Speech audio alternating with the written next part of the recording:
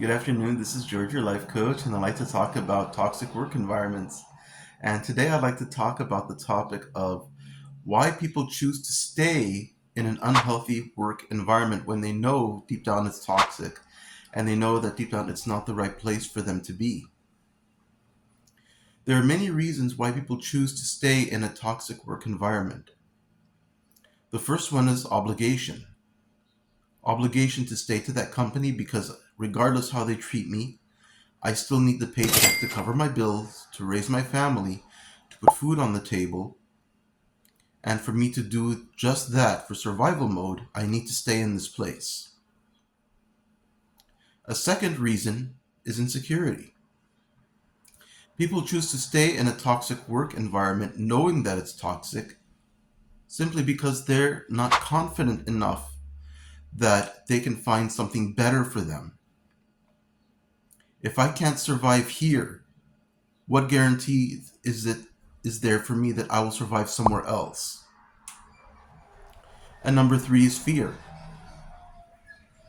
Fear that if I lose this job, I may not find another job that will take me, especially if I'm older and if I'm really looking and desperate. Very likely I may not end up with another job other than the one that I have now, so I better cling to what I have now for my survival.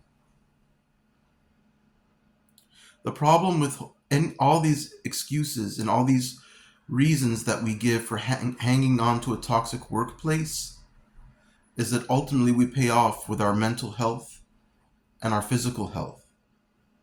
The more we allow ourselves to be badgered at a toxic workplace, using any one of these excuses, it will eventually take toll on our health and even in our family life.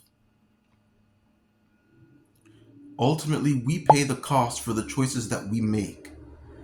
And when we choose to continue taking abuse after abuse, undoubtedly and inevitably, we suffer the consequences, whether it be a mental loss, a physical issue, or even social issues.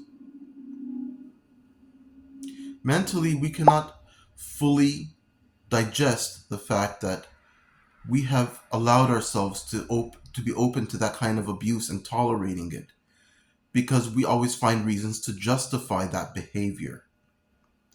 We always find reasons to justify why we had to endure the abuse.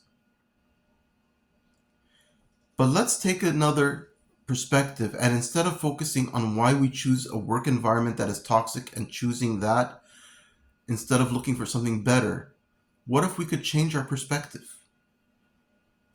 What if instead of looking at the toxic environment itself as a barrier to my happiness, why can't we look at it rather as a doorway to something better?